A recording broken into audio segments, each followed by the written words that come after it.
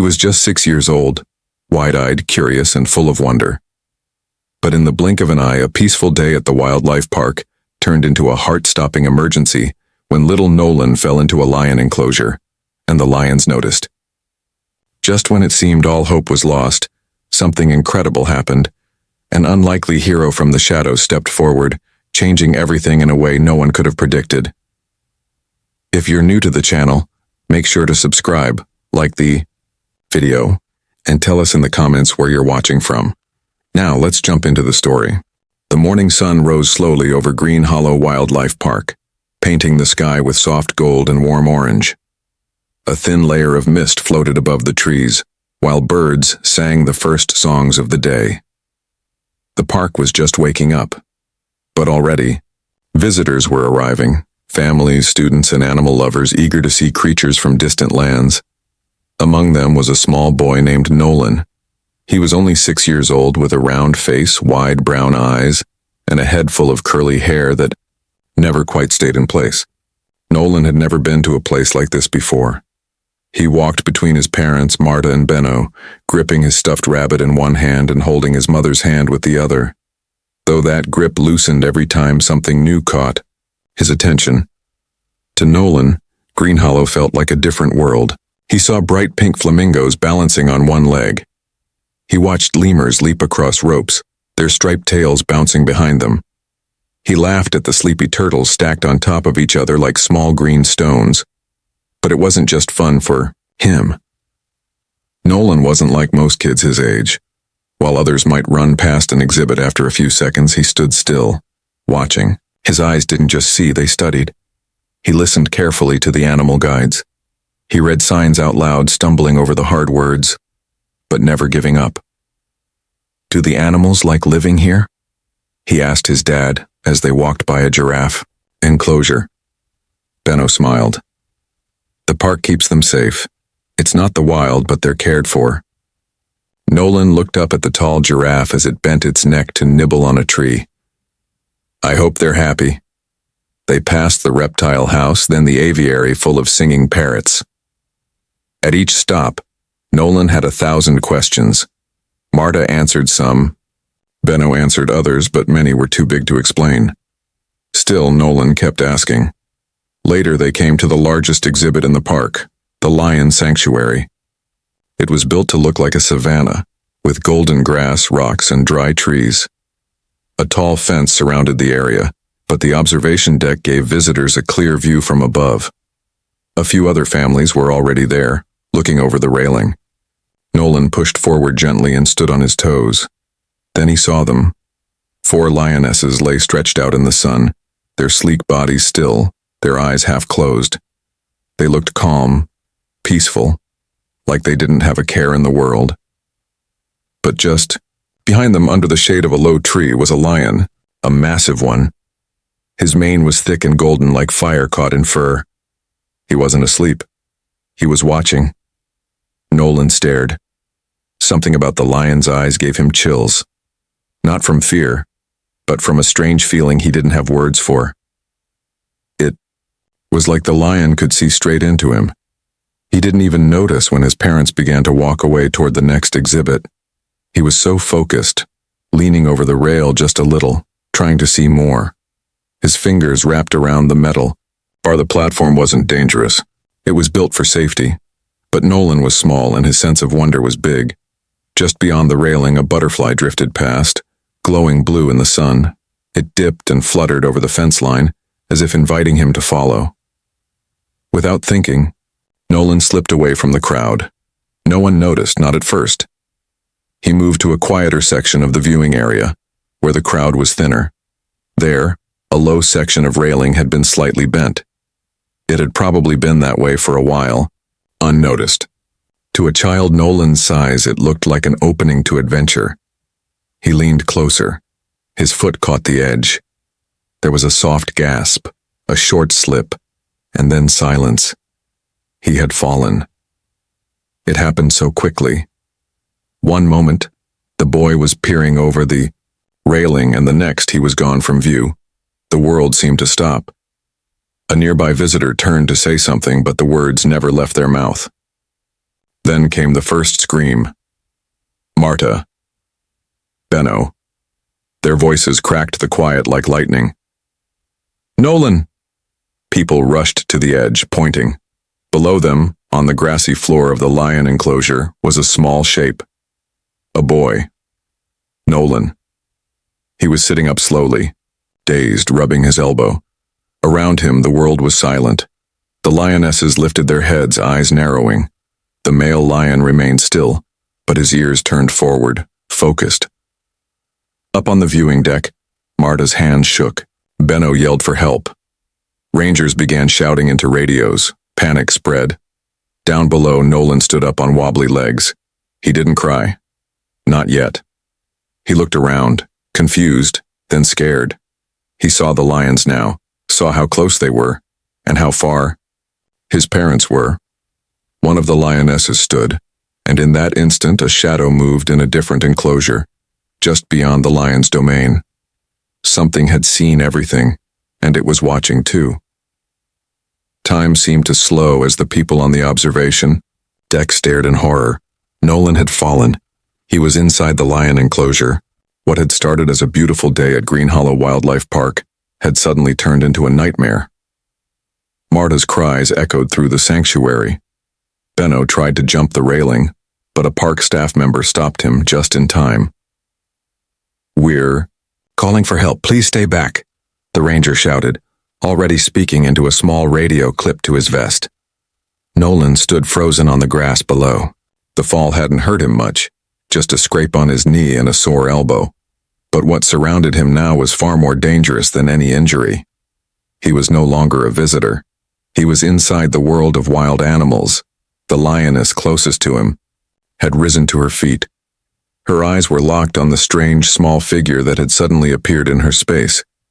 The other three followed, slowly and silently. Their tails flicked in the warm air. The big male lion remained under the tree, but his gaze was sharp and steady. He was watching, waiting. The space inside the enclosure was large. Designed to mimic the African grasslands, it had rocks, trees, and plenty of space for the lions to roam. That meant getting to Nolan would take time the park rangers didn't have. Ranger Devlin, one of the park's most experienced staff members, was already running from the nearby command station, speaking quickly into his radio. Other rangers were rushing from all corners of the sanctuary, but the lions were closer. Nolan backed away slowly, his tiny hands trembling. He didn't scream. He didn't even speak. But his wide, tear-filled eyes said everything. He was terrified. The enclosure next door, something stirred. Just beyond the tall steel fence separating the lion habitat from the gorilla enclosure, an old silverback named Omar stood among the trees. Omar had lived at Green Hollow for nearly 2 decades. He was calm and thoughtful, a favorite among keepers and visitors alike. Unlike some of the younger gorillas who liked to play and jump, Omar spent much of his time quietly watching. And now, he was watching Nolan. Omar had seen the boy before, just that morning, in fact. The boy had stopped in front of his habitat and stared at him for a long time. There had been no fear in Nolan's eyes then, only wonder. Omar had noticed, and now, that same small child was in danger. The silverback slowly stepped forward, parting the leaves around him. His dark eyes locked on the boy, then on the lions. He made no sound, but the tension in his body was clear. He understood something wasn't right. Back in the lion enclosure, the lionesses began to spread out. They didn't charge. They didn't roar. They simply moved like shadows, quiet and careful. To them, Nolan was something new, something unexpected. Ranger Devlin reached the outside gate of the lion enclosure, but it was locked for safety. He fumbled with his keys, his hands shaking. "Backup is on the way," he shouted. But inside, Nolan had only seconds. Then something happened no one could have predicted. With a powerful leap, Omar climbed onto the thick tree stump near his enclosure's fence. From there, he grabbed the edge of the metal wall that divided the 2 enclosures. His strong hands gripped the bars. His muscles, though old, moved with purpose. In a motion that seemed both impossible and graceful, he hoisted himself up. The crowd gasped. Even Ranger Devlin froze for a moment. There he was, Omar, the quiet gorilla, now sitting at the top of the wall, between two worlds. Below him, on one side, lions were beginning to close in. On the other, the gorilla enclosure stretched out peacefully behind him. He had crossed a line that no animal had ever crossed before. Nolan saw him. The boy's eyes lifted toward the towering figure above. For a second, all sound seemed to stop. Even the lions paused, confused by this unexpected change. Omar didn't move yet. He simply watched the child with calm, steady eyes, and Nolan, though shaking and frightened, felt something shift inside him. This creature wasn't a threat. He was something else. Something safe. One of the lionesses took another step. Omar moved. He climbed down the fence slowly, using the vines and structure like a ladder. His massive body hung just above the ground. When he reached the bottom, he didn't land among the lions. He stayed on the metal divider, arms stretched wide, legs braced. He was protecting the child. Ranger Devlin finally got the gate open and stepped cautiously into the enclosure. Another ranger, Lena, followed close behind. They were trained for emergencies, but even they had never seen anything like this. Omar, Devlin whispered. What are you doing? The silverback turned his head slightly, acknowledging the ranger's voice, but he didn't leave his place. He stood firm between Nolan and the lions, who were now pacing but uncertain. Nolan took a step toward Omar, then another. The silverback reached out his arm, and Nolan reached back. Nolan's small hand trembled as he looked up at the massive silverback gorilla standing on the edge of the fence. Omar's hand was already reaching down, strong, wide, covered in thick dark fur, but steady and calm. It didn't move fast. It didn't grab. It waited. Down below, a lioness crept closer, her golden eyes fixed on the boy. The other lionesses had paused, uncertain now. They were alert, but still. Even the big male lion stayed seated, watching with quiet power. The visitors above the enclosure held their breath. Parents clutched their children. Some whispered prayers. Others simply stood in silence, too stunned to speak. Omar remained perfectly still, except for the arm he held out toward the boy. His eyes never left Nolan's. There was something in his gaze, something ancient, gentle and sure. Nolan, though young, felt it too. The fear in him was still there, but something stronger was rising. A feeling he didn't know how to name. Maybe it was trust. He stepped forward slowly. Behind him, the lioness moved again, one cautious paw after the other. She was quiet as a shadow. Nolan looked back and froze. That's when Omar shifted his weight and gave a low sound, not a growl, but a deep, steady grunt. A sound of warning, of strength. The lioness stopped. Nolan turned again toward the gorilla. The boy's hand, small and shaking, lifted toward the great creature above, and then finally their hands touched. Omar's palm wrapped gently around Nolan's fingers. It was not tight. It was not rough. It was firm, protective, like the hug of something ancient and kind. With one smooth pull, Omar lifted Nolan off the ground. Gasps echoed from the crowd. Some cried out in disbelief, others in awe. Omar held the child with one hand under his arm, keeping him just above the grassy floor of the lion enclosure. Nolan dangled safely, cradled by a creature no one expected to be the hero of the day. There, lions didn't attack, they didn't even move. The male lion stood at last, powerful and calm. His tail flicked. His eyes watched. But he did not charge. He looked up at Omar, and the two animals stared at each other. No one could explain what passed between them in that moment. There were no words, only silence, deep and still. Ranger Devlin and Lena were now moving carefully along the inside path of the enclosure, speaking calmly to one another. "We need to get the boy down," Devlin said quietly, but no sudden moves. Lena nodded. "He's safe, for now. We go slow."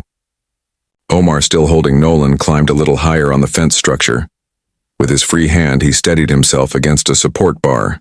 The boy was beginning to cry now, Not loud sobs, but quiet, shaking tears of relief. Ranger Devlin reached the emergency platform built for such rare cases. "Omar," he called gently, his voice low and careful. "Can you bring the boy this way?" The gorilla didn't answer, of course, but his eyes followed the ranger. Omar moved again, carefully, walking sideways along the top of the barrier until he reached the platform. Below him, the lions remained still, their instincts somehow held back by the presence of the great silverback. Lena stepped forward, holding out her arms. "Come on, little one," she said softly. "We've got you now." Omar looked down at the ranger. He lowered Nolan slowly, carefully, holding the back of his shirt and arm like a mother carrying her young. Lena reached up and took the boy. And just like that, Nolan was safe. Cheers broke out above the enclosures. People clapped, cried, and hugged one another. Some were still stunned, unable to believe what they had seen. Others whispered about miracles. Omar stayed where he was for a moment longer, his powerful arms resting against the fence. He looked once more at the boy now held tightly by Ranger Lena. Then, slowly and silently, he climbed back down into his own enclosure. He walked toward the large tree at the center of his home and sat under its shade. He picked up a piece of fruit left by his keepers and calmly took a bite, as if nothing unusual had happened. But nothing would ever be the same. Nolan was wrapped in a blanket now, being examined by medical staff near the edge of the enclosure. His parents held him tightly, crying into his hair. "I thought we lost you," Marta whispered. "I thought so too," Benno added. But Nolan didn't say anything yet. He was still watching Omar from a distance. Even surrounded by people, his eyes kept drifting back to the quiet silverback beneath the tree. Because somewhere deep in his heart, Nolan knew something no one else could fully understand. He had been saved, not just rescued but protected, by a guardian he never expected. A creature from a different world who had, in the most important moment, chosen to stand between danger and a child. A bridge had been built, and it had saved a life. As the sun dipped lower in the sky, casting long shadows across Green Hollow Wildlife Park, a calmness settled over the sanctuary. The lions had returned to their resting places, lying quietly beneath the trees. The visitors, once panicked and loud, now stood quietly in small groups, talking in hushed voices, wiping away tears, and staring in wonder at what they had just witnessed. Nolan sat wrapped in a soft gray blanket on a small bench just outside the medical hut. A park medic had cleaned his scraped knee and checked his arms for bruises. Nothing serious. No broken bones. Just a few scratches and a shaken heart. His mother, Marta, knelt beside him, brushing back the curls from his forehead. "You're okay," she whispered over and over, as if saying it aloud would make it more real. His father, Benno, stood close behind, his hand resting gently on the boy's shoulder. But Nolan wasn't speaking much. His eyes kept drifting toward the gorilla enclosure, where the quiet silverback, Omar, still sat under the shade of his favorite tree. He was eating a piece of fruit, moving slowly, peacefully, as if nothing unusual had happened. But everyone knew better. Word of Omar's actions had already spread through the park. Staff members who hadn't been near the lion area were now hurrying over, asking questions, shaking their heads in disbelief. Visitors who had recorded the moment on their phones were showing the footage to others, and some were already posting the videos online. Within hours, the story had reached social media, news channels, and animal conservation groups around the world. Omar, the gentle giant, had become a hero. Later that afternoon, Ranger Devlin stood beside the gorilla habitat with a group of sanctuary workers. "I've worked with animals for 20 years, he said, staring at Omar through the fence, "and I've never seen anything like that. It wasn't just instinct, it was something more." One of the keepers nodded. He knew. Somehow he understood what was happening, and he chose to act. Inside the enclosure, Omar seemed to sense the attention, but he didn't respond to it. He wasn't looking for praise. He wasn't trying to be a hero. He had simply done what felt right. That night, the park closed early. The staff needed time to reflect and to ensure every animal was calm and safe. But before they left, Ranger Devlin asked Nolan's parents if the boy could visit the gorilla enclosure one last time. Together, they walked quietly down the empty path. The evening air was cool now, and the sky was streaked with pink and purple. Nolan held both his parents' hands as they approached the fence. Omar was still there, sitting on a large stone, chewing slowly. When Nolan came into view, the silverback looked up. For a moment, the two simply looked at each other. No sound, no movement. Just a gaze that carried more than words ever could. Then Nolan did something unexpected. He reached into his blanket and pulled out his small stuffed rabbit, the one he had carried with him all day. It was old and worn, its ears bent, its fur a little faded from years of hugs. He walked up to the fence and gently placed the toy at the edge. "This is for you," he said softly. "Thank you." Omar didn't move, but his deep eyes watched the gift closely. Maybe he understood. Maybe he didn't. But the moment felt complete. The next morning, a photo of Nolan placing the toy at the gorilla's fence went viral. It was shared by animal lovers, teachers, parents, and conservationists. News anchors called it a symbol of trust. Wildlife experts called it a moment of cross-species empathy. And soon after, Green Hollow Wildlife Park announced something special. They launched a new program called the Omar Pact, dedicated to teaching children about kindness, compassion, and the connection between humans and animals. Schools from all over signed up. Families visited more often. Donations to the park increased, helping them expand and protect more species. But the best part? Nolan came back to the park many times. He no longer looked at animals just with curiosity.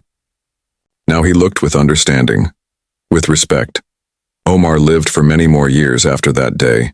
He remained calm and wise, always watching, always quiet.